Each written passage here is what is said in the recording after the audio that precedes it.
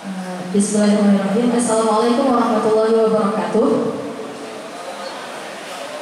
Alhamdulillah, salatu wassalamu ala Rasulillah wa ala alihi wa sahbihi wa mawala. Penghormatan saya kepada Dewan Hakim pada cabang karya tulis ilmiah Al-Quran, penghormatan saya kepada seluruh finalis pada cabang KTIV, dan penghormatan saya kepada seluruh hadirin yang telah hadir di tempat pada hari ini. Jadi saya Naira Afifah Rohdiat, finalis cabang karya tulis ilmiah Al-Quran dengan nomor peserta 030 ini. Saya akan mempresentasikan hasil kajian saya, hasil tulisan saya dengan tema moderasi beragama dan judul tipologi sosiokultural masyarakat Penayung sebagai model moderasi beragama di Indonesia. Kenapa saya memilih topik tersebut? Jadi berikut latar belakangnya. Pertama, konflik antar umat beragama terus terjadi di Indonesia. Nah, dari tahun ke tahun konflik antar umat beragama itu menjadi salah satu masalah agama dalam kehidupan bernegara. Kemudian intoleransi. Nah, di Aceh khususnya, 2 kota di Aceh menurut survei Setara Institut itu termasuk ke dalam jajaran 10 kota paling intoleran di Indonesia, yaitu Kota Sabang di peringkat 4 dan Kota Banda Aceh di peringkat 6. Kemudian Kemenang dalam mengantisipasi dan menghadapi isu konflik ini, Kemenang memperkenalkan istilah moderasi beragama. Namun masih banyak orang yang salah dalam mengartikan atau malpersepsi terkait istilah moderasi beragama tersebut. Padahal di tengah-tengah Kota Banda Aceh yang dinobatkan sebagai kota ke-6 paling intoleran di Indonesia, terdapat sebuah desa atau kampung yaitu Kampung Penayung yang telah menerapkan konsep moderasi beragama dalam pemajakannya. Nah, di mana Penayung ini bisa menjadi model penerapan moderasi dalam masyarakat untuk wilayah-wilayah lainnya di Indonesia dan di Aceh. Nah, dalam kajian saya menggunakan metode semi-alternatif dan pendekatan berpolitik dan Islam. Jadi dapat dilihat di sini rumus masalah. Yang pertama, bagaimanakah nilai-nilai moderasi yang tertera dalam Al-Quran dalam menghadapi isu multikulturalisme, dan yang kedua, bagaimanakah tipologi sosiokultural masyarakat Penayung dalam menerapkan konsep moderasi beragama. Kemudian tujuan penulisan saya yaitu pertama, menjabarkan nilai-nilai moderasi yang tertera dalam ayat Al-Quran dalam mengantisipasi konflik antar umat beragama, dan yang kedua, menjelaskan gambaran hubungan sosiokultural masyarakat Penayung sebagai model moderasi beragama. Nah, sebelumnya kita mengetahui terlebih dahulu apa itu moderasi beragama. Nah, telah saya rangkum dari pengertian moderasi beragama menurut Kemenang, menurut KBBI dan menurut Nasiruddin Umar dan seorang ahli dari Kemenang dan para ahli lainnya, mengartikan moderasi beragama sebagai suatu sikap atau cara pandang yang selalu mengambil jalan tengah di antara dua masalah, di antara dua jalan dalam menerapkan nilai-nilai agama di tengah kemajemukan dan keberagaman. Nah, Al-Quran sendiri ternyata telah menyebutkan terkait moderasi beragama dalam terminologi ayatnya yang dapat kita lihat di sini dalam 5 konsep, yaitu boundary, equity, liberty, equality, dan surety. Jadi pertama, boundary yaitu pentingnya batasan dalam moderasi. Jadi sebelum kita menerapkan moderasi tersebut, kita harus paham dulu ada batasan yang tidak boleh melanggar dalam moderasi, yaitu akidah dan kepercayaan, keyakinan. Itu terkandung dalam surah Al-Kafirun ayat 6, yaitu lakum dinukum waliy din. Terus equity terdapat dalam surah Al-Mumtahanah ayat 8. La yanhakumullahu 'anil ladzina la yuqatilukum fid din wa lam yuqatilukum yukhrijukum min diyarikum. Jadi penting adanya keadilan dalam kehidupan bermasyarakat, di mana pemimpin suatu daerah itu tidak membedakan antara mayoritas dengan minoritas. Kemudian liberty terkandung dalam surah Al-Baqarah ayat 96, la ikraha fid din, yaitu kebebasan dalam memeluk agama. Kenapa Allah tidak mewajibkan dalam ayatnya, yaitu semua manusia harus wajib beragama Islam. Jadi BMK menafsirkan dalam surah yang substansinya sama, yaitu Yunus ayat 19, yaitu Allah pada dasarnya telah menyatakan banyak bukti-bukti yang nyata kebenaran agama Islam. Jadi di sini jika ada yang masih tidak percaya dengan kebenaran agama Islam, maka itu akan menjadi tanggung jawabnya sendiri di hari akhirat kelak. Kemudian affability, yaitu bersikap baik terhadap sesama yang merupakan kewajiban sebagai seorang muslim. Ini terkandung surah Al-Imran ayat 10.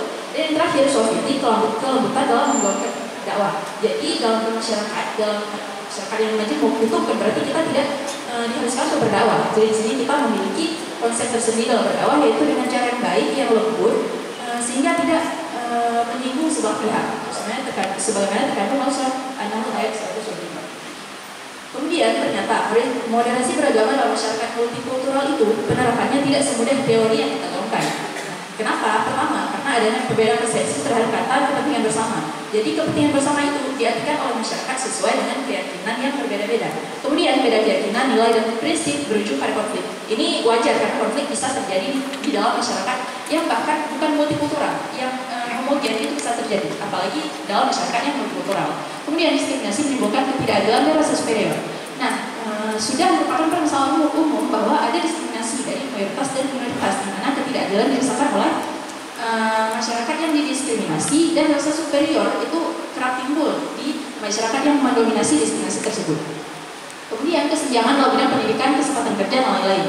Nah, ini dapat kita lihat dalam konflik Tanjung Balai di Asahan di Sumatera Utara, di mana di situ ada kesenjangan kesempatan kerja, di mana nelayan kapal tradisional itu biasanya dimiliki oleh penduduk pribumi, yaitu etnis Melayu, sedangkan kapal-kapal modern itu dimiliki umumnya oleh etnis Cina atau Tionghoa. Kemudian solusi yang bisa ditawarkan yaitu edukasi, partisipasi, dan mediasi dalam menghadapi konflik. Di sini perlukan edukasi dari pemerintah atau dari petinggi-petinggi agama terhadap masyarakat bahwa toleransi itu penting dalam masyarakat yang bermajuan. Terus partisipasi dari semua elemen masyarakat agar ada rasa saling berbaur dari masyarakat yang berbeda-beda. Terus mediasi dalam menghadapi konflik. Itu konflik yang terjadi dalam masyarakat, khususnya antar umat beragama, itu jangan dibiarkan sampai tidak diusut sampai tuntas. Jadi harus ada mediasi yang menjembatani, ada pihak ketiga yang menjembatani penyelesaian konflik tersebut. Nah, masyarakat Kenayan sendiri itu menerapkan beberapa konsep di atas, dan dapat kita lihat dari fakta-fakta yang terkandung di bawah ini. Jadi di Kampung Penayung itu pertama rumah ibadah bersebelahan. Itu di Penayung terdapat 4 agama, dan keempat agama tersebut memiliki rumah ibadah tersendiri. Yang kedua, komunikasi positif antar umat beragama. Nah, jadi komunikasi di masyarakat Penayung itu tidak membedakan ras, warna kulit, dan keyakinan. Di mana dapat kita lihat itu tokoh-tokoh yang dimiliki oleh keluarga Tionghoa itu mereka mempekerjakan masyarakat Aceh yang beragama Muslim. Karena biasanya orang Tionghoa atau orang Cina itu tidak mempercayakan tokohnya kepada selain keluarga. Terus yang ketiga, ada perayaan Imlek yang kondusif. Nah, jadi perayaan Imlek di Penayung ini berlangsung kondusif selama berpuluh-puluh tahun. Jadi sebenarnya upacara seremonial semacam ini penting diperingatkan, sebagaimana kita juga memperingatkan Hari Raya Idul Fitri dan Idul Adha. Kemudian mural keberagaman. Nah, jika kita perhatikan di sepanjang jalanan Penayung itu terdapat mural-mural keberagaman yang menggambarkan kerukunan masyarakat Penayung. Nah, dari paparan di atas dapat kita simpulkan bahwa menghadapi isu multikulturalisme dan maraknya konflik antar beragama, Kemenang RI telah mencantumkan konsep toleransi beragama. Nah, nilai-nilainya telah terkuat. Waktu presentasinya habis, mohon maaf ya. Jadi sekian paparan dari saya. Kemudian saya mohon maaf. Wassalamualaikum warahmatullahi wabarakatuh. Baik, terima kasih. Dilanjutkan dengan diskusi atau responsi dari para dewan hakim. Disimak dengan baik pertanyaannya ya. Silakan dimulai oleh siapa? Baik, terima kasih Ketua dan Saudara pemakalah. Moderasi beragama yang ditawarkan oleh Al-Quran itu, apakah moderasi beragama yang ditawarkan oleh Al-Quran atau moderasi agama? Saya ulangi. Tadi saudara mengutip beberapa ayat Al-Quran. Yang ditawarkan oleh Al-Quran itu apakah moderasi beragama atau moderasi agama? Moderasi beragama. Moderasi beragama. Nah, ketika moderasi beragama yang ditawarkan dan yang dicanangkan oleh pemerintah melalui Kementerian Agama, saya justru melihat banyak persepsi yang salah dalam melihat moderasi beragama itu. Tadi juga saudari contohkan kasus di Penayung, ada antar agama Islam, Konghucu, dan sejumlah agama yang lain. Namun dalam fakta yang terjadi sekarang, justru yang terjadi konflik itu bukan antar umat beragama. Saya kebetulan ketua FKUB, Forum Komunikasi Umat Beragama. Yang terjadi bukan konflik antara Islam dengan Kristen, Islam dengan Hindu, Buddha, tapi yang terjadi hari ini adalah konflik antar sesama umat beragama. NU dengan Muhammadiyah, NU dengan MPTT dan segala macam. Nah, kenapa persoalan itu tidak dijadikan sebagai landasan untuk mengkaji persoalan agama di Aceh, terutama di Aceh dan di Indonesia pada umumnya? Ya. Baik, jadi dalam beli topik ini saya berangkat dari konflik di Aceh Singkil. Jadi di Aceh Singkil itu konfliknya antara umat Muslim dengan umat Kristen. Tetapi ada juga banyak terjadi konflik di internal umat Islam sendiri. Misal antara satu golongan dengan golongan lain, antara satu organisasi dengan organisasi lain. Misalnya Muhammadiyah dengan NU itu banyak kontroversi atau banyak perbedaan pendapat sehingga banyak terjadi konflik. Tapi di sini saya mengkhususkan pada konflik antar umat beragama, antara umat-umat dengan agama yang berbeda, karena berangkat dari konflik Aceh Singkil tadi. Baik, saya hanya coba menawarkan kepada saudara, andai kita berandai-andai, saudara menjadi salah satu yang terbaik, misalnya nantinya potensi yang paling layak hari ini untuk diangkat sebagai dalam konteks moderasi beragama itu adalah bukan antar umat beragama, karena eskalasinya itu sangat rendah. Saya tahu persis itu. Yang di seluruh Indonesia potensi konflik antar umat beragama itu eskalasinya sangat rendah, hanya di beberapa titik saja.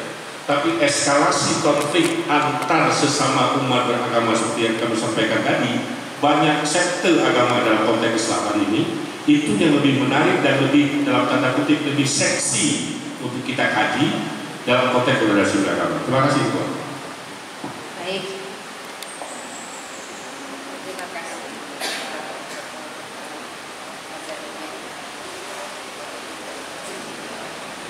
Iya, saya sependapat dengan Dr. Nazaruddin, saudari Naira ya, kalau nggak salah namanya. Mengapa kenal? Karena sudah pernah ketemu di Benar Meriah. Baik, menarik apa yang disampaikan oleh Dr. Nazar. Betapa dari hari ke hari problem sikap keberagamaan di internal agama ya kita soroti Islam ya, karena kita membahas tentang perspektif Al-Quran.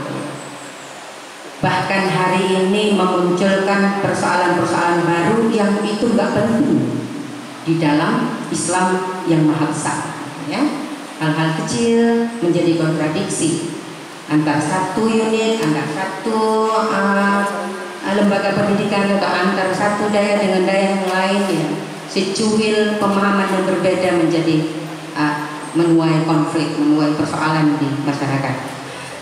Tapi bukan itu yang menjadi pertanyaan saya. Menarik saya melihat Anda mencoba memuat terminologi moderasi beragama dalam Al-Quran dengan istilah belas masing-masing ayat Anda kontekstualisasikan dan Anda beri istilah dengan belas, ada pendiri, equity, liberty, dan availability. Coba jelaskan satu persatu dalam konteks internalisasi moderasi beragama. Silakan, khusus di Benayu. Baik, terima kasih pertanyaannya, Dewan Hakim. Jadi saya akan menjelaskan internalisasi dari konsep-konsep tersebut dalam kehidupan masyarakat Melayu. Yang pertama, boundary, pentingnya batasan dalam moderasi.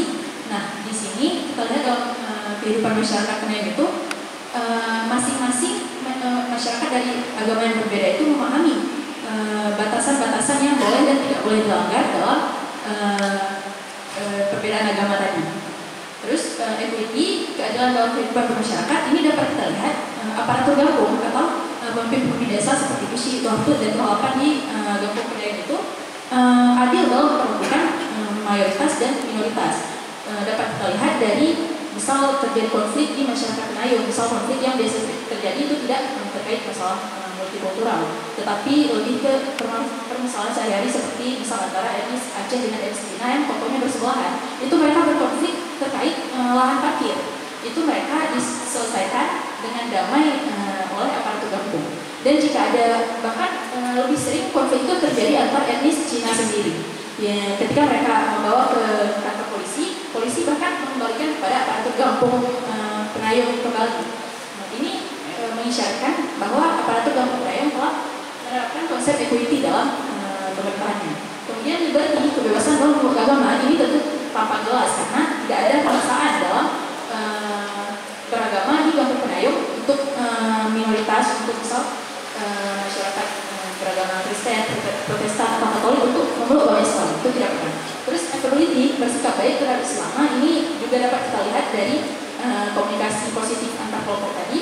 Dan Sophie kelompok dalam menggaungkan dakwah ini dapat kita lihat itu dari jurnal yang saya baca itu Yusuf Penayung pernah menceritakan adanya seorang etnis Tionghoa yang masuk ke agama Islam itu bukan karena paksaan, tetapi dia duduk di warung kopi di mana banyak orang-orang Islam yang duduk di situ dan orang-orang Islam di sini sering membicarakan tentang agama Islam, gitu, dengan topik agama Islam. Jadi seorang etnis Tionghoa ini tertarik untuk menggali agama Islam sehingga akhirnya dia masuk dalam agama Islam. Jadi dakwah yang mereka lakukan di sini sangat lembut dan tidak ekstrim sama sekali. Terima kasih. Baik, terima kasih. Kami berikan kesempatan kepada Pas. Oke, peserta nomor 030 ya, mengangkat tentang tipologi masyarakat Penayung. Nah, ada beberapa data yang ditampilkan oleh pemakalan. Yang pertama, bahwa secara institut melakukan survei dan menempatkan beberapa kota di Aceh sebagai kota peringkat bawah indeks toleransi. Disebutkan ada Sabang peringkat 4, Banda Aceh peringkat 6. Sebenarnya datanya yang itu adalah ada satu lagi kota Lux peringkat 9. Ini perlu dibaca kembali di Kompas dengan rubrik yang sama. Ini perlu dibaca kembali. Saya cek kepastiannya barusan, ternyata Lux itu tak ada. Kalau tahun 2021 ada Langsa. Nah, pada satu sisi di Banda Aceh ada tempat yang cukup moderat dan toleran, yaitu Penayung. Pada sisi yang lain, kota Banda Aceh juga ditempatkan sebagai kota dengan indeks toleransi yang terendah. Ini bagaimana pandangan Anda mengenai dua hal yang kontradiksi? Baik, terima kasih pertanyaannya Dewan Hakim. Jadi izin menjawab. Jadi dalam survei setara institut itu sendiri itu terdapat indikator-indikator tersendiri bagi mereka untuk menentukan suatu kota itu termasuk intoleran gitu. Sedangkan Kampung Penayung ditetapkan sebagai kampung sadar kerukunan, kampung sadar toleransi oleh Kementerian Agama RI pada tahun 2019. Nah, mungkin dari indikator-indikator yang dilihat oleh setara institut tadi di kota Banda Aceh secara keseluruhan, terdapat indikator yang tidak memenuhi suatu kota disebut sebagai kota yang toleran, sehingga indeksnya menjadi lebih rendah gitu. Sedangkan jika kita lihat di sini, sebenarnya terdapat suatu contoh yang dapat diterapkan di wilayah-wilayah lain di kota Banda Aceh tersebut, yaitu dari Kampung Penayung sendiri. Terima kasih. Dapat diterapkan karena model dapat diterapkan di daerah lain, termasuk mungkin model Penayung itu dapat diterapkan di Singkil kalau yang berbeda agama, di Aceh Tenggara juga yang berbeda agama. Bagaimana ini? Sehingga daerah di Singkil misalnya dapat meniru Penayung itu bagaimana cara? Baik, di sini menjawab yang Hakim. Jadi di sini dibutuhkan peran dari banyak pihak, misalnya dari Kementerian Agama atau dari pemerintah untuk mengedukasi masyarakat di Aceh Singkil dan di Aceh Tenggara terkait Penayung ini sebagai model beragama. Jadi mungkin dibutuhkan adanya seminar atau edukasi lain yang mengajarkan bahwa begini contoh model beragama yang sepatutnya diterapkan antar umat beragama. Karena di Penayung juga masyarakatnya sangat multikultural, sangat multi, agamanya itu berbeda dan lebih multi daripada Aceh Singkil itu sendiri. Jadi selain diajarkan mungkin juga perlu orang daerah Singkil melakukan studi banding ke Penayung ya. Nah, di Penayung komposisi secara agama dia bagaimana ya? Berapa persen Muslim, berapa yang bukan? Baik, terkait komposisi agama itu dikenai terdapat 4 agama. Pertama Islam, Buddha, Kristen Katolik, dan Kristen Protestan. Di sini yang mendominasi adalah Islam, tapi dengan selisih yang sangat sedikit antara Islam dengan masyarakat Buddha atau etnis Tionghoa, dengan perbedaan antara sekitar 40 orang. Jadi Islam 1.800 orang dan Buddha 1.800 ya. Penduduknya beda tipis antara Buddha yang mayoritasnya Cina dengan orang Islam. Nah, tempat ibadah agama Buddha adalah vihara. Anda tahu di mana letak vihara dan Pelayu? Di Jalan Gaden Suprakansa. Jalan Panglima Polim. Ada berapa gereja di Panglima Polim? Anda tahu? 2. Ada 4. Ada 4 ya, Vihara Budi Dharma, Vihara Sakya Muni, Vihara Maitri, dan Vihara Samudra. Ada 4. Dan saya udah pernah 4-4 ya sudah pernah. Tapi gereja letaknya bukan di Kampung Tenai. Dia kampung yang berbeda, tapi itu daerah sekali. Termasuk di Jalan Pocut Baren ada gereja kembang, 2 unit gereja. Kemudian di sebelah kanan depan Patikira juga ada gereja. Dan ini juga sebagian jamaatnya juga dari desa Pendai. Mungkin cukup sekian. Baik Bapak Dr. Hasan Bas Nur, menarik ya pertanyaan dan penjelasannya, sehingga terpancing saya juga untuk melanjutkan. Jangan-jangan moderasi beragama terjadi di Benayong itu justru karena data seperti itu. Sejak dahulu ya, mungkin hampir berbarengan dengan Masjid Raya Baitur Rahman, gereja itu didirikan. Jadi hidup dalam kelompok yang berbeda itu biasa bagi masyarakat Benayong. Jangan-jangan itu ada pengaruhnya. Namun menarik ketika kita kaitkan dengan sipil. Nah, saya ingin sampaikan bahwa data sipil itu bukan konflik antar umat beragama. Nah, ini perlu kita tinjau kembali kalau kita mengambil itu sebagai data intoleran ya antar umat beragama, tidak. Dalam sejarah panjang Singkil itu sangat damai juga, mirip-mirip dengan Benayong sebelum terjadinya pembakaran gereja. Dan pembakaran gereja itu sumbernya bukan konflik antar umat beragama, tapi itu problem kebijakan pemerintah ya. Baik, masih ada? Oke, kalau tidak ada lagi silakan ditutup. Baik, sebelum saya tutup, saya ingin menyampaikan sebuah quotes dari Gus Dur, sebuah kutipan dari Gus Dur yang sangat mencerminkan moderasi agama. Jadi beliau pernah berkata, tidak penting apapun agama atau sukumu, it doesn't matter who you are. Kalau kamu bisa melakukan sesuatu yang baik untuk semua orang tidak akan pernah tanya apa agamanya. Terima kasih atas perhatiannya. Assalamualaikum warahmatullahi wabarakatuh. Waalaikumsalam warahmatullahi wabarakatuh.